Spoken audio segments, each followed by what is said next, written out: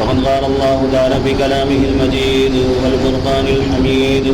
أعوذ بالله السميع العليم من الشيطان الرجيم.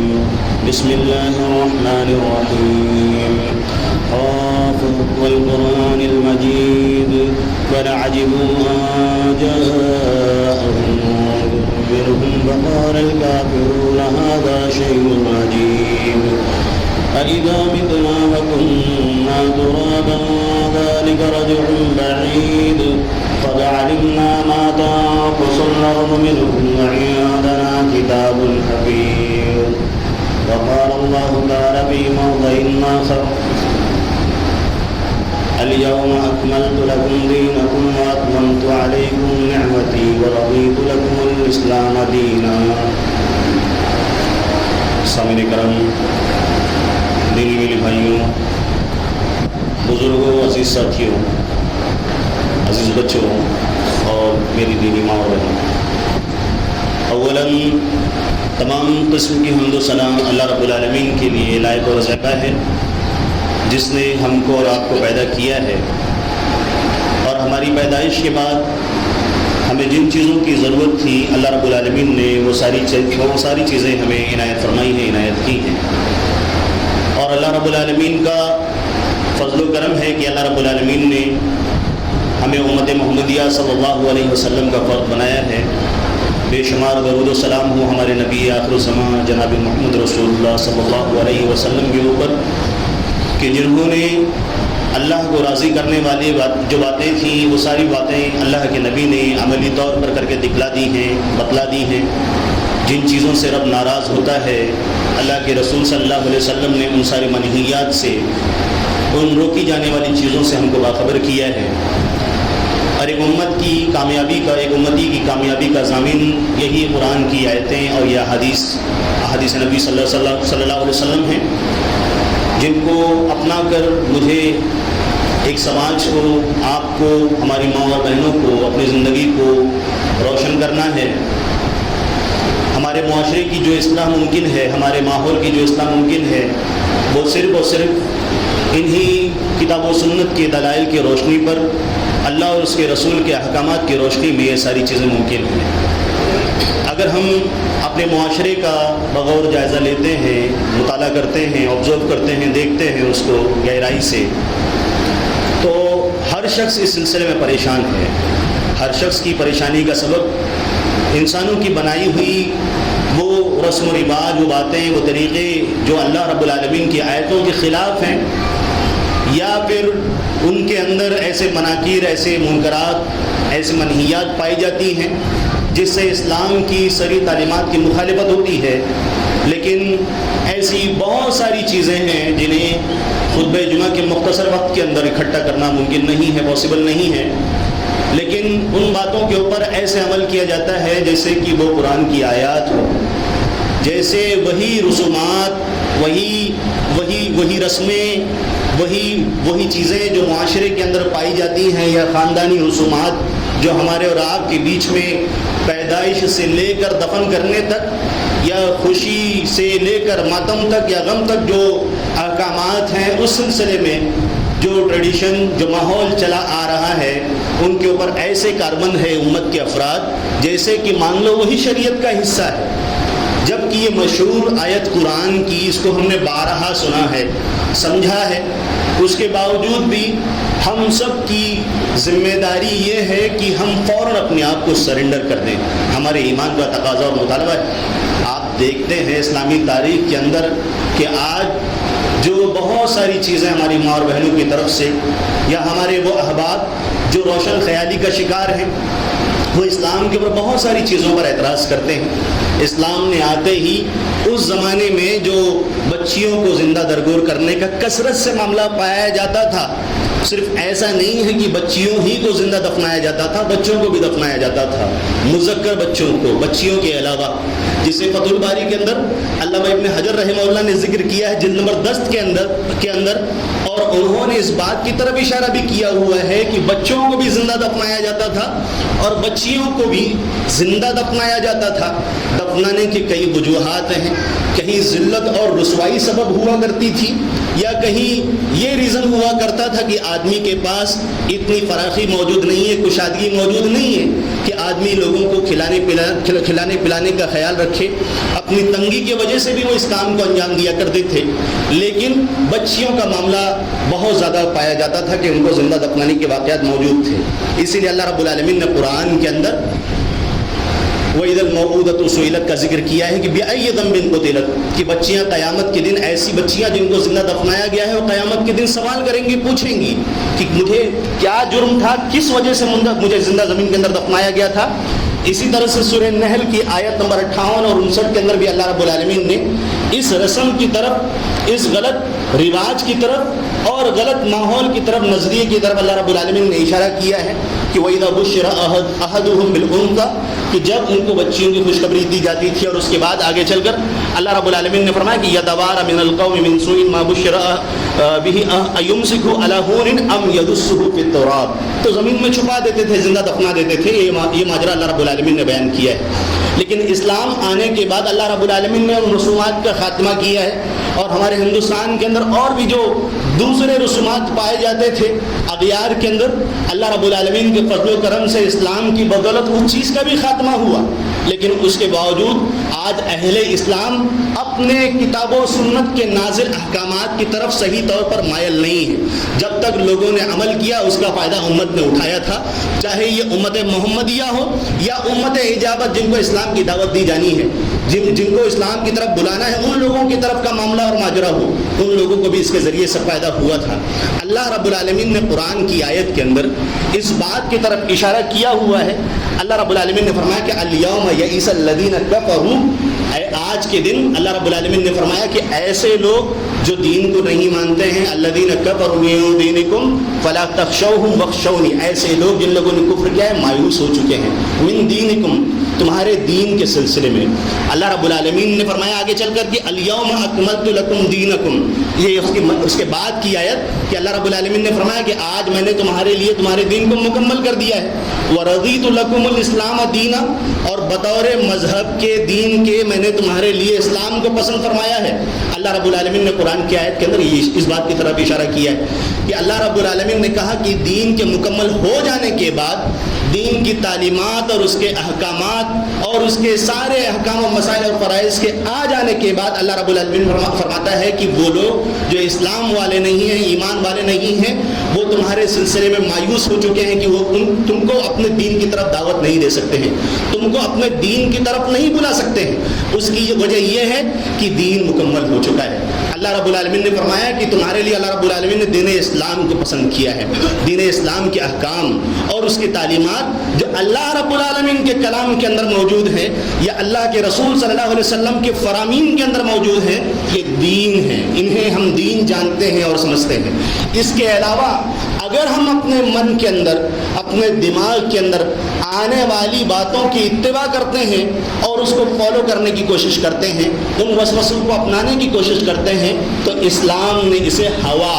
خواہشات, نفس کی پیروی, اتباع نفس, ان سارے الفاظ کے ذریعے سے استعمال کیا ہے اور اس کو یاد کیا ہے. لہٰذا ایک مومن کے لیے ضروری ہے کہ وہ اپنے اوپر اس سلسلے میں قدر لگانے کی کوشش کرے. اللہ رب العالمین نے فرمایا کہ ان الدین عند اللہ الاسلام, یہ وہ آیتیں ہیں جو بہت مشہور ہیں مسلمانوں کے بیچ میں کہ اللہ رب العالمین کے نزدیک جو دین ہے وہ صرف اور صرف اسلام ہے. اسلام کے علاوہ اللہ رب العالمین کسی اور چیز کو پسند نہیں فرماتا ہے. اسی لیے سورہ شورى میں اللہ رب العالمین نے فرمایا مسلمانوں سے, شرع لکم من الدین ما وصى به نوحا, تمہارے لیے اللہ رب العالمین نے دین میں سے وہ چیز, دین وہ مشروع کیا ہے جس کا اللہ رب العالمین نے نوح علیہ السلام کو پیغام دیا تھا. یعنی ہم امت محمدیہ صلی اللہ علیہ وسلم اس دین پر ہیں جس پہ اللہ رب العالمین نے حضرت نوح علیہ السلام کو پیغام دیا تھا. والذی اوحینا الیک, جو تم سے پہلے لوگ تھے, انبیاء کرام تھے, اللہ رب العالمین نے فرمایا کہ ہم نے ان کو بھی اسی بات کی طرف اشارہ کیا تھا, وہی کی تھی. وما وصینا به ابراہیم وموسیٰ وعیسیٰ, اور ابراہیم علیہ السلام, موسیٰ علیہ السلام اور عیسیٰ علیہ السلام کو بھی اللہ رب العالمین نے اس بات کی وصیت کی تھی. کس بات کی؟ کہ ان اقیموا الدین, دین کو قائم کریں۔ یہ لفظ جب سنتے ہیں تو امت کا ایک طبقہ بہت خوش ہو جاتا ہے۔ ہماری زندگی کے اندر دین قائم نہیں ہوتا، لیکن زمین کے اوپر ہم دین کے قیام کے لیے بہت شور کرتے ہیں۔ اللہ رب العالمین نے فرمایا نقیم الدین، ہماری زندگی کے اندر دین کو قائم کرنا ہے، ہمارے دلوں کے اوپر اسلام کی حکومت کو قائم کرنا ہے، ہمارے جسم کے اوپر اسلامی احکامات اور اسلامی تعلیمات کے مناظر نظر آنے چاہیے، ہمارے خاندان کے اندر وہ اسلامی پیغام نظر آنا چاہیے جو اللہ اور اس کے رسول صلی اللہ علیہ وسلم نے بتلایا اور فرمایا ہے۔ اس کے بعد وَلَا تَتَفَرَّقُوا فِيهِ، اور اس کام کے بیچ میں جب امت کے افراد دین پر کام کریں گے تو اس بیچ میں امت کو اس بات کی رعایت کرنی ہے کہ اللہ رب العالمین نے فرمایا کہ اس بیچ میں تم کو تفرقہ ٹکڑے ٹکڑے میں نہیں بٹنا ہے۔ دین پر عمل کرنے کا مطلب الگ الگ ہونا نہیں ہے، دین جوڑنے کے لیے آیا تھا، اس لیے اللہ رب العالمین نے اس آیت میں اس کا حصہ بنایا ہے۔ کبر علی المشرکین ما تدعوهم الیہ، اللہ رب العالمین نے مسلمانوں کو یہ سمجھانے کی کوشش کی ہے کہ اللہ رب العالمین نے جو دین اسلام کی دعوت اور جو دین اسلام کا پیمانہ اور جام تمہارے ہاتھوں میں دیا ہوا ہے، جس کو تم دوسروں کو پلانے اور سیلاب کرنے کی کوشش کرتے ہو،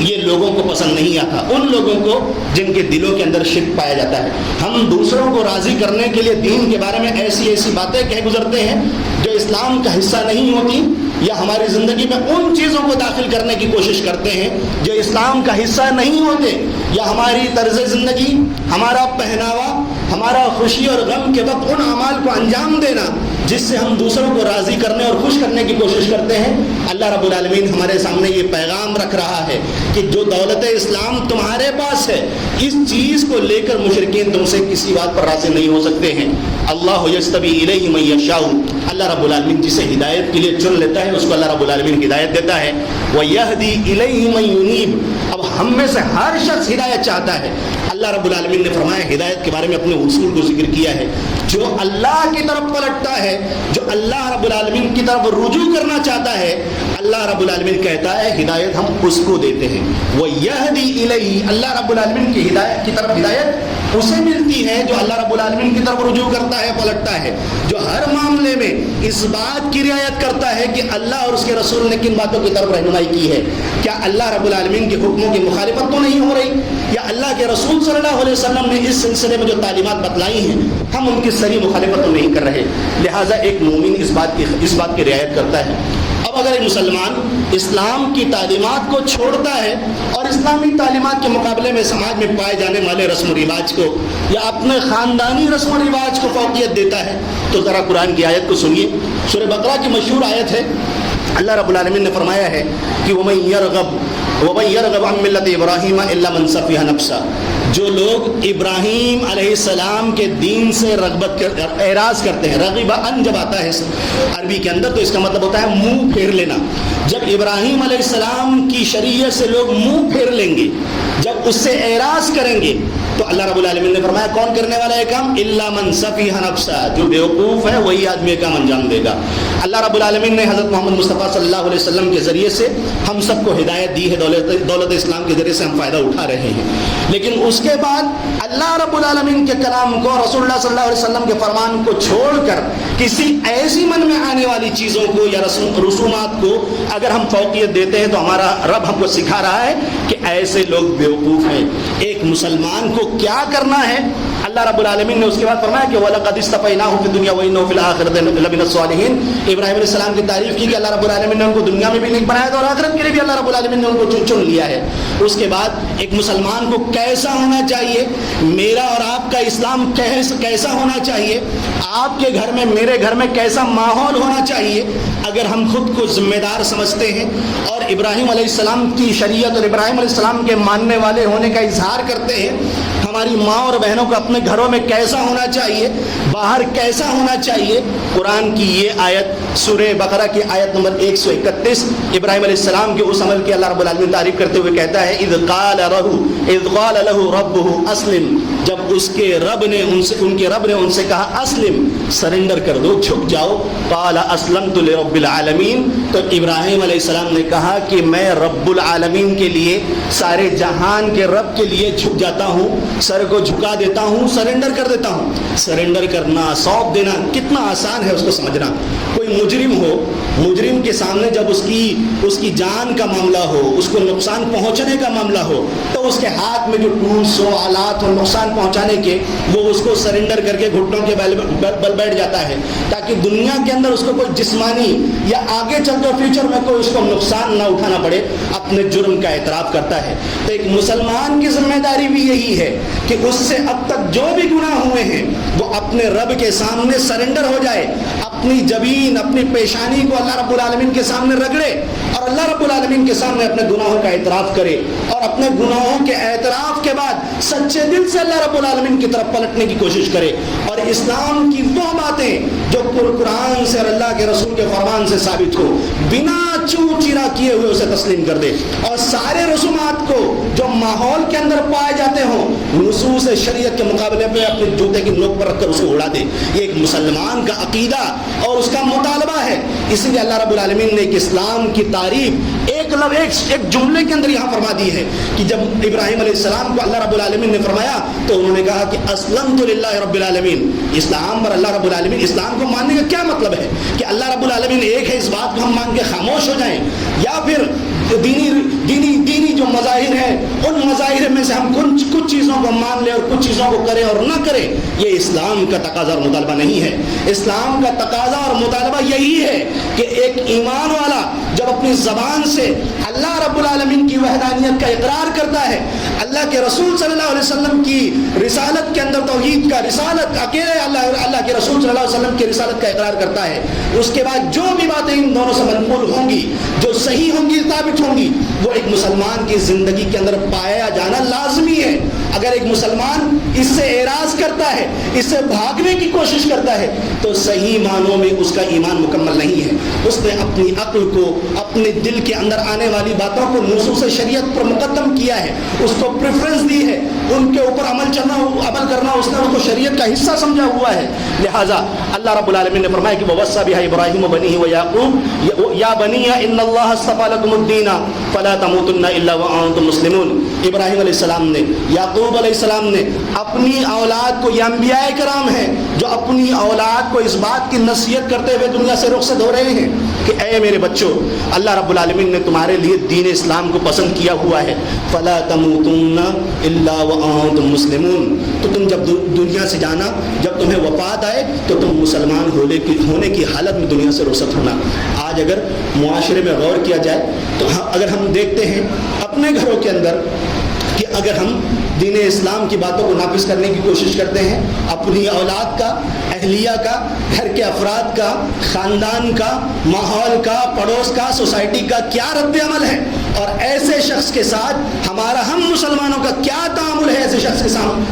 شخص کے ساتھ جو دین اسلام کی ان باتوں کو نافذ کرنے کی کوشش کرتا ہے، اور قرآن کی یہ آیت ایسے مسلمانوں سے کیا تقاضا کرتی ہے، دونوں میں کافی تضاد نظر آتا ہے۔ یہ آیتیں ایک مسلمان سے کن چیزوں کا مطالبہ کرتی ہیں؟ ہم مسلمانوں کو مسلم ہونے کے ناطے ہم میں سے ہر اکائی، ہر ایک شخص کو اس بارے میں غور کرنا چاہیے، ورنہ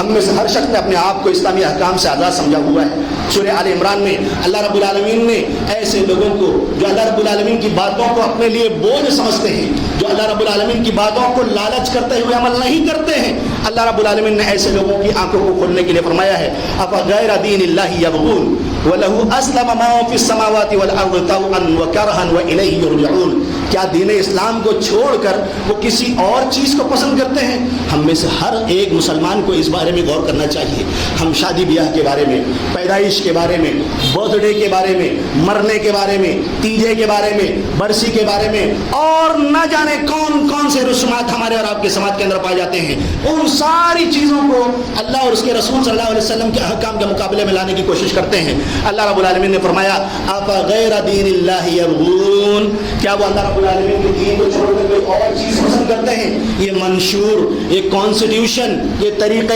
حیات، یہ طرز زندگی اللہ رب العالمین نے قرآن کی آیت کا حصہ بنایا ہے۔ اللہ کے رسول صلی اللہ علیہ وسلم نے یہ صاف ستھرا پیغام مجھ تک، آپ تک پہنچا دیا ہے۔ لہٰذا ہم کو چاہیے وَلَهُ أَسْلَمَ مَن فِي السَّمَاوَاتِ وَالْأَرْضِ، جیسے آسمانوں کی مخلوق، زمین کی مخلوق اللہ رب العالمین کی طرف مائل ہے رجوع کرتے ہوئے،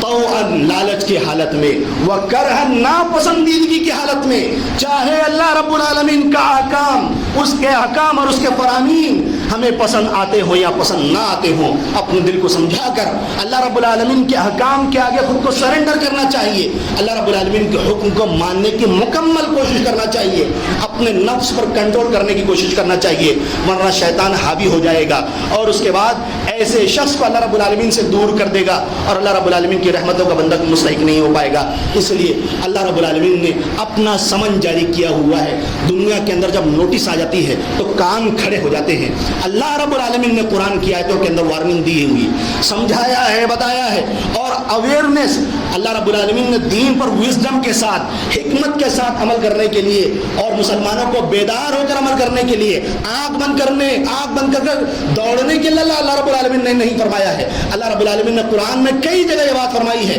کہ اللہ رب العالمین نے جو ان کو عقل دی ہے اس کو لے کر وہ سوچتے نہیں کہ انہوں نے کس چیز کو عبادت کا حصہ بنایا ہوا ہے۔ اللہ رب العالمین نے فرمایا وَأَنِيبُوا إِلَىٰ رَبِّكُمْ، اپنے رب کی طرف رجوع کرو، وَأَسْلِمُوا لَهُ، اللہ رب العالمین کے آگے سرنڈر ہو جاؤ، مان لو اس کی باتوں کو، مِن قَبْلِ أَن يَأْتِيَكُمُ الْعَذَابُ ثُمَّ لَا تُنصَرُونَ، اللہ رب العالمین نے فرمایا قبل اس کے کی، اس سے پہلے کی تمہارے اوپر اللہ رب العالمین کی طرف سے عذاب آ جائے، پھر اس کے بعد کوئی تمہارا مددگار نہ ہوگا، کوئی تمہارے پرسان حال نہ ہوگا۔ اللہ رب العالمین نے یہاں پر ڈرایا ہے، ہم مسلمانوں کو سمجھایا ہے۔ اللہ رب العالمین کی شفقت دیکھیے، اللہ رب العالمین سے کوئی سوال پوچھنے والا نہیں ہے، ہم من مانی زمین پر کام کرتے ہوئے دوڑتے ہیں، دندڑاتے گھومتے ہیں، زمین کو اپنے پیروں سے گناہوں کے ساتھ روندتے ہیں، لیکن پھر بھی اللہ رب العالمین کی طرف رجوع نہیں کرتے۔ ہم اللہ رب العالمین اور اس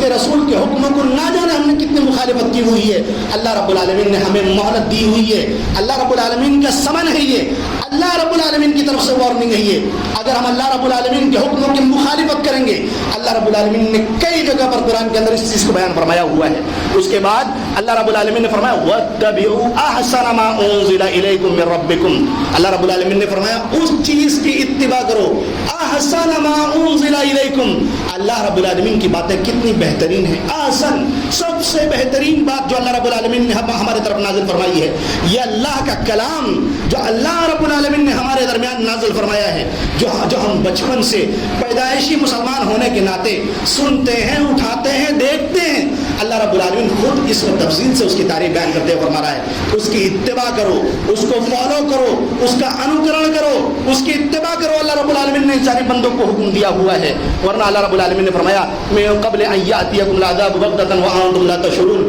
پتہ بھی نہیں چلے گا کہ اللہ رب العالمین کی طرف سے تمہارے اوپر اچانک عذاب آ جائے گا اور تم کہو گے، ایسے لوگ کہیں گے کہ یا حسرۃ علی ما فرطت فی جنب اللہ وان کنت لمن الساخرین، کہ میں تو مذاق اڑانے والوں میں سے تھا، اے کاش میں مذاق اڑانے والا نہ ہوتا اللہ رب العالمین کے بارے میں۔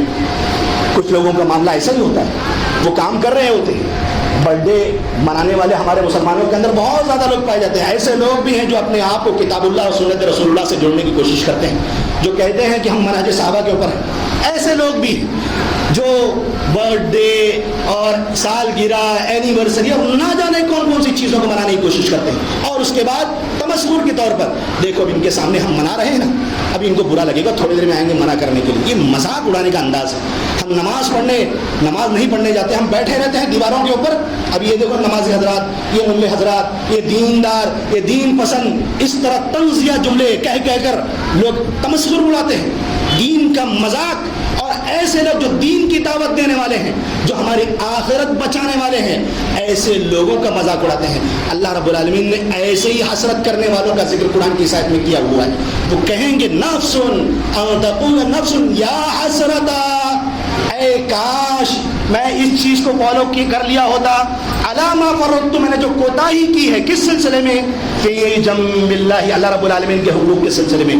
اللہ رب العالمین کی شریعت کے سلسلے میں۔ میں آج جو شادی بیاہ میں ڈھول بجا رہا ہوں، پٹاخے پھوڑ رہا ہوں، یہ ملا صاحب آئیں گے، مولوی صاحب آئیں گے، ہم کو روکیں گے، یہ ہم یہ جہیز جو لے رہے ہیں، ان کے سامنے یہ چیز آ جائے گی تو یہ سختی سے روکیں گے۔ ابھی ہمارے ماں باپ آئیں گے، ابھی دیکھو کیسے ہم کو دین سمجھائیں گے، ہمیشہ وہی بچتے رہتے ہیں ٹیپ ریکارڈر کی طرح، ابھی آئیں گے پھر بولیں گے اپنے کپڑوں کو ٹخنوں کے اوپر کر لو، ارے پھر وہی جہنم جہنم۔ اللہ اللہ رب العالمین کی بات، پھر وہی ساری چیزیں جو اللہ رب العالمین سے دور کرنے والی ہیں. یا حسرتا،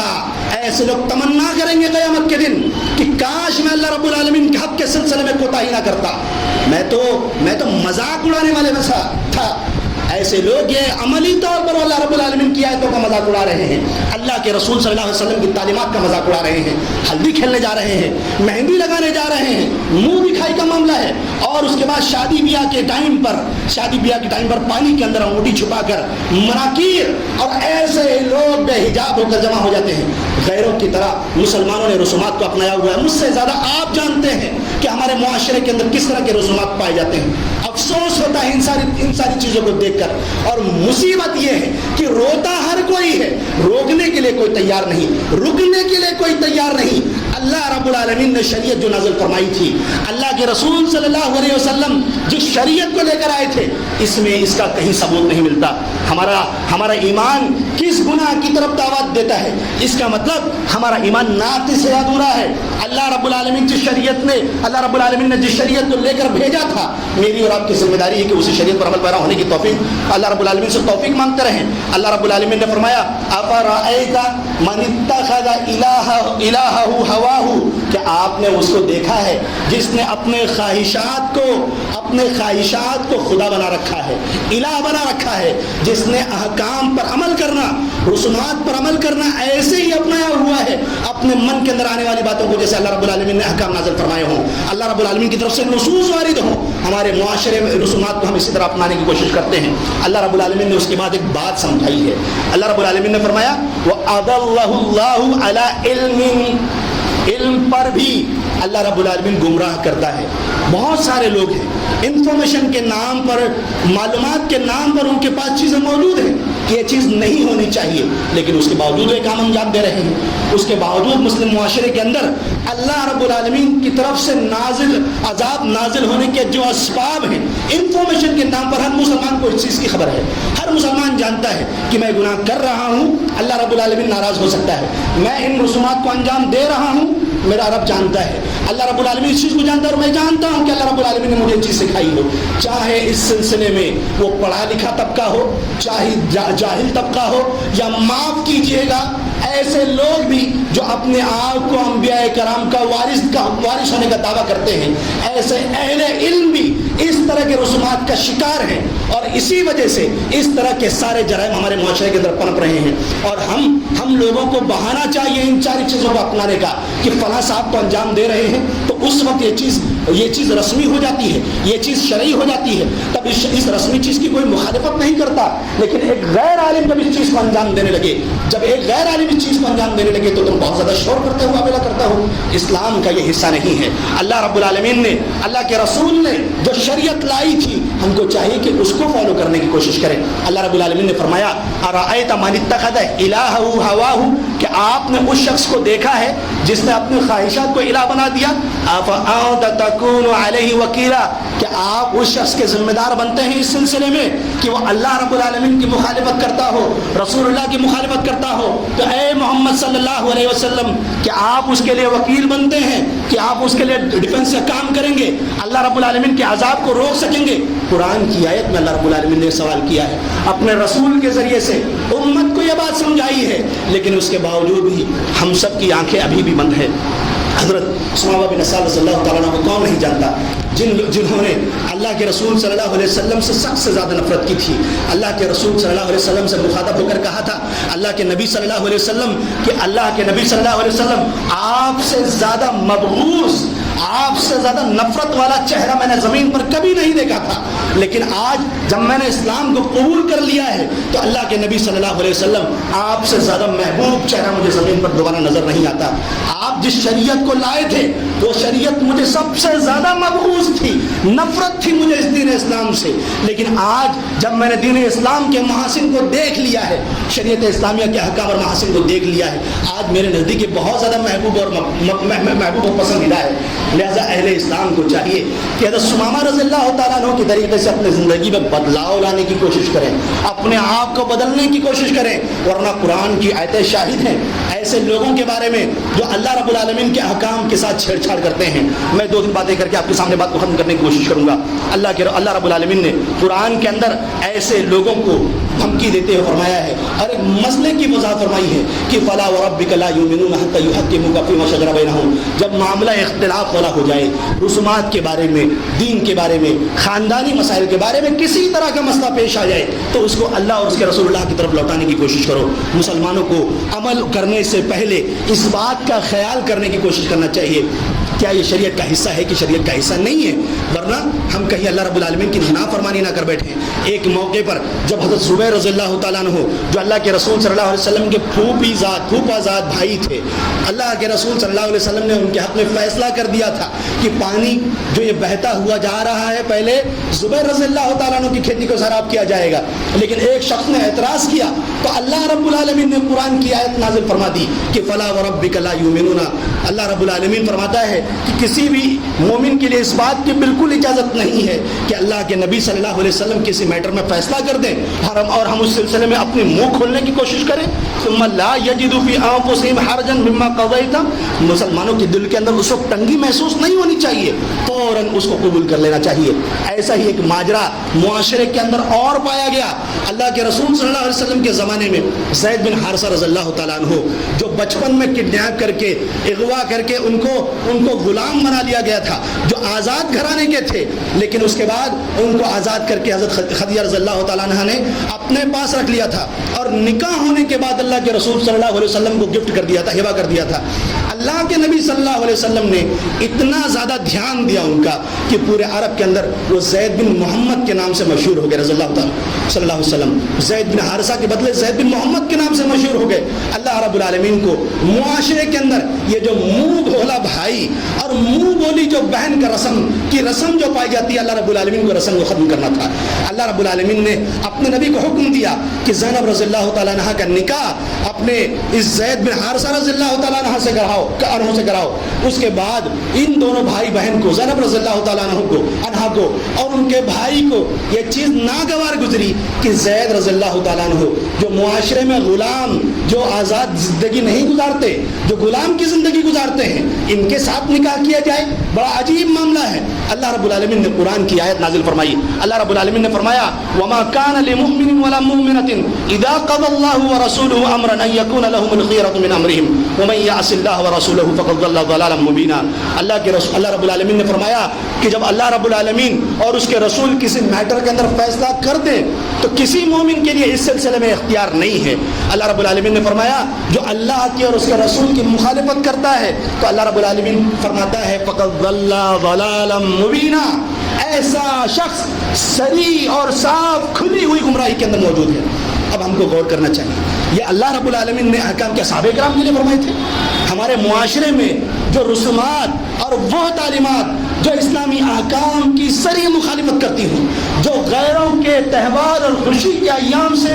بالکل مشابہت کرتے ہوں، کیا اس مسلمان کے، آج کے مسلمان کے لیے کیا یہ چیز پیغام کا سبب نہیں بنتی؟ کیا اس کے اندر کوئی عبرت اور نصیحت نہیں ہے کہ ایک ایمان والا ان ساری چیزوں کو اپنانے کی کوشش کرے؟ اتنے سارے رسومات ہیں، تقریباً میں نے جو 20 نوٹ کیے ہیں، مجھ سے زیادہ آپ جانتے ہوں گے۔ کئی چیزیں، انگوٹھی کا میں نے ذکر کیا، جوتا چھپانے کی رسم ہے، اور اسی طرح سے شادی ہونے کے بعد دلہے کو لے جا کر خواتین کے بیچ میں بٹھاتے ہیں جہاں بے پردگی ہوتی ہے۔ اسی طرح سے بارات، ہر کوئی روتا ہے، رونے کا سلسلہ جاری ہے، اپنی باری کا انتظار کرتے ہیں، اپنی باری آئے گی تو فتوے آئیں گے، دوسرے کی باری رہتی ہے تو انتظار کرتے ہیں، منہ کھول کے بیٹھے رہتے ہیں کب مجھے بارات میں کسی کی دعوت منہ کھول کر جانا پڑے۔ اگر کھانے پینے کا سامان وہاں پر ہلکا کر دیا جائے، وہاں پر ایسے ہی کوئی چھوٹی موٹی چیزیں بارات میں رکھ دی جائے، لوگوں کی تعداد ویسے ہی گھٹ جائے گی، لیکن 10-10 8-8 60 اسٹارٹر کے نام پر اور مختلف ڈشیں اور لذیذ اور پکوانوں کے نام پر اتنی بھیڑ بڑھ جاتی ہے، بارات کا کوئی ثبوت نہیں۔ علماء چلاتے رہتے ہیں لیکن اس کے باوجود کوئی فرق نہیں پڑتا۔ لکھنے والوں نے لکھا، چلانے والے دنیا سے رخصت ہو گئے، مر گئے، لیکن لیکن بولنے والے بولتے رہیں گے، ہم اپنا کام کرتے رہیں گے۔ اس کے بعد جہیز کی لعنت، افسوس ہوتا ہے جہیز کے معاملے میں۔ کیا چاہتے ہو؟ کتنے ایسے مسلمان ہیں پوری زندگی پارسائی میں گزری ہے، بچی کی زندگی، بچی کا نکاح کا معاملہ آتا ہے، پیسے موجود نہیں، اتنے سارے رسومات، مجبوراً اسے سودی کام کرنا پڑتا ہے۔ کیا چاہتے ہو؟ خودکشی کر لے وہ شخص۔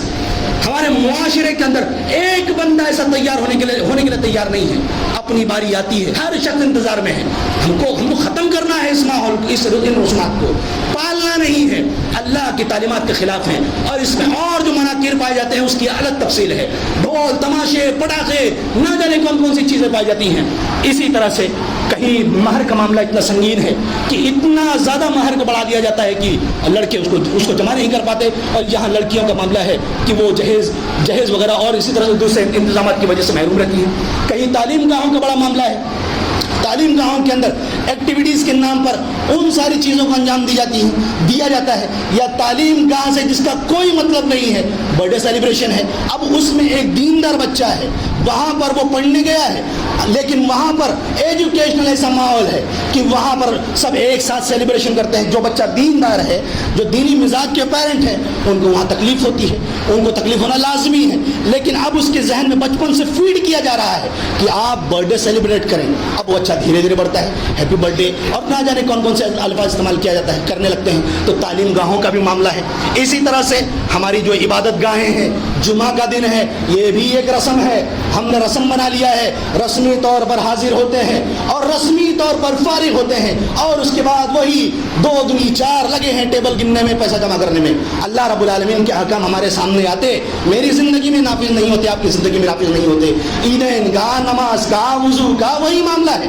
بھول جاتے ہیں وضو میں پہلے بسم اللہ پڑھتے ہیں، لگا ہی ٹینشن میں ہے، نماز پڑھ رہے ہیں، یہی معاملہ ہے۔ ہم نے دنیا کو ترجیح دی ہوئی ہے، رسومات ہمارے ذہنوں پر غالب ہیں، لہٰذا ہم کو اس کا خیال رکھنا چاہیے۔ ہولیے کا بھی بڑا سنگین معاملہ ہے، رسم بنی ہوئی، آئی داڑھی کٹ، کپڑا آپ کو نہیں معلوم مولانا صاحب، کپڑا پہننے کا یہی طریقہ ہے، یہ لباس کو ٹکنے سے نیچے لٹکانا لازم، یہی کلر کا کپڑا پہننا ہے، یہ کپڑے ایسے ہی پہنے جاتے ہیں۔ اسی طرح سے ایک نیا ٹرینڈ ہے، بچوں کا ایگزام ہو جائے، بچے گھر ہی میں رہتے ہوں، 10ویں کا بورڈ کا ایگزام ہو گیا، موبائل دینا لازمی ہے، کیوں؟ فلاں رشتہ دار نے دیا ہوا ہے۔ اور اس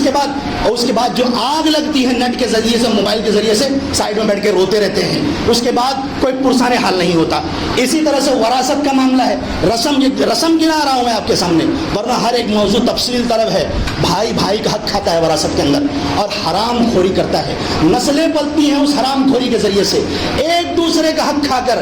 حج کر رہے ہیں، عمرہ کر رہے ہیں، اور نہ جانے کون سی عبادت کو انجام دے رہے ہیں، اس پر مزید یہ بہنوں کا حق کھاتے ہیں۔ اللہ رب العالمین اور قرآن کے اندر اللہ رب العالمین نے اللہ کے رسول صلی اللہ علیہ وسلم نے حدیث کے اندر بہنوں کا جو حق وراثت بیان کیا ہے، اس کو کھاتے ہیں، معاف کرواتے ہیں، پراپرٹی میں پہلے نام چڑھواتے ہیں، پھر اس کے بعد گورنمنٹ کے پاس جا کے پیپر لکھوا کر اس کو اس سے وراثت سے الگ کرتے ہیں۔ رسم ہے، اگر کوئی گاؤں میں یا کہیں شہر میں بہن کا حق دینے کی کوشش کرتا ہے تو اس کو ڈانٹتے ہیں، کون سی رسم شروع کر رہے ہو، ابھی ہم کو بھی دینا پڑے گا۔ اللہ رب العالمین کے احکام کے سامنے معاشرے کا، خاندان کا، گاؤں کا، شہر کا کوئی حکم نہیں چلنے والا، اللہ اور اس کے رسول کا حکم چلنے والا ہے۔ اور ایک دوسری بڑی بات جو میں کافی دنوں سے محسوس کر رہا ہوں، کئی لوگوں سے اس کا ذکر ہوا اور کچھ جگہوں پر اس کا ذکر بھی آیا، تعدد ازدواج کا جو معاملہ ہے، اس سلسلے میں بھی کچھ باتیں آپ کے سامنے ذکر کرنا چاہتا ہوں۔ شادی ایک سے زیادہ ہو اچھی چیز ہے، ہم بھی اس کے قائل ہیں، لیکن اس کا حق ادا کرتے ہوئے، پہلی بیوی کا حق ادا کرتے ہوئے دوسری بیوی سے نکاح کیا جا رہا ہے، بہت اچھی بات ہے، لیکن مصیبت یہ ہے کچھ لوگوں نے بیچ میں ملاقات کی، اور مسئلہ میں ایک چھوٹا طالب علم ہوں، لیکن جو بات سمجھ میں آئی وہ ذکر کرنا چاہتا ہوں۔ تعدد ازدواج میں دوسری بیوی سے نکاح کرنے کے لیے شرط لگاتے ہیں۔ شرط کیا لگاتے ہیں؟ ہنسنے کی بات نہیں، رونے کی بات ہے۔ جب معاملہ معلوم پڑے گا، آنکھیں بڑی ہو جائیں گی،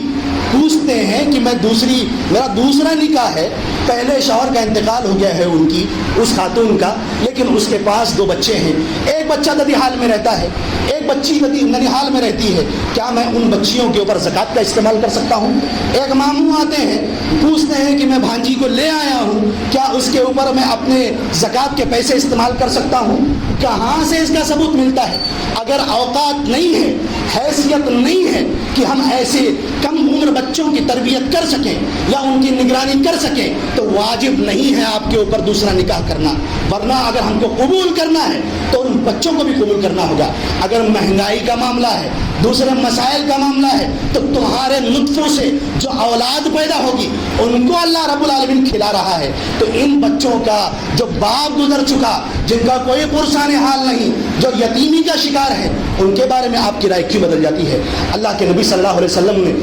جب حضرت ابو سلمہ رضی اللہ تعالیٰ عنہ کا انتقال ہوا تھا اور حضرت ام سلمہ رضی اللہ تعالیٰ عنہ سے اللہ کے رسول صلی اللہ علیہ وسلم نے نکاح کیا تھا, اللہ کے رسول صلی اللہ علیہ وسلم ربیب بنے تھے ابو سلمہ کے بیٹے کے, جن کا نام تھا عمر, اور یہ ہجرت سے 2 سال پہلے پیدا ہوئے تھے, کم سن تھے, ان کے والد کا انتقال ہو گیا تھا. اللہ کے نبی صلی اللہ علیہ وسلم نے عمر بن ابی سلمہ کی پرورش کی تھی. آپ نے وہ جو حدیث سنی ہے کہ یا غلام سم اللہ وکل بیمینک, اے بچے اللہ کا نام لو اور دائنے ہاتھ سے کھاؤ, یہ وہی غلام ہے عمر بن ابی سلمہ جو اللہ کے رسول صلی اللہ علیہ وسلم کی پرورش میں تھے. اللہ کے نبی صلی اللہ علیہ وسلم تو اسوہ ایسے چھوڑے اور امت رسم اور رسومات کے نام پر اور اپنے من میں آنے والے خواہشات کے نام پر ان شریعت کو اپنانے کی کوشش کرے اور اسے شریعت کا حصہ قرار دے, تو یہ امت کبھی کامیاب نہیں ہو سکتی. مولانا ابوالکلام آزاد رحمہ اللہ نے ایک جگہ اپنی کتاب میں بات نقل کی تھی, ان کے الفاظ کو میں بیان کرنا چاہتا ہوں.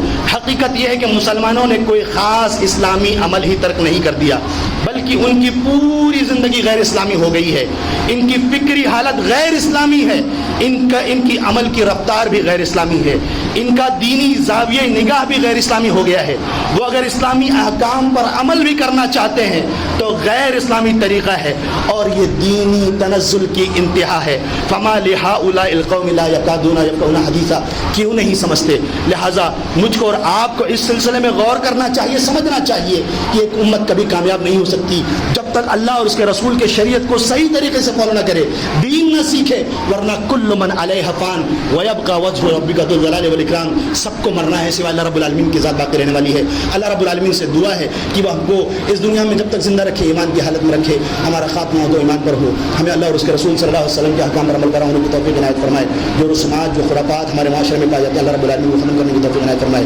ہمیں غریبوں, مسکینوں, بیواؤں اور یتیموں کا سہارا بننے کی توفیق عنایت فرمائے. جب تک دنیا کے اندر زندہ رکھ, ایمان کی حالت میں زندہ رکھ, اور ہمارا خاتمہ ایمان پر ہو. آمین. وآخر دعوانا الحمد للہ رب العالمین.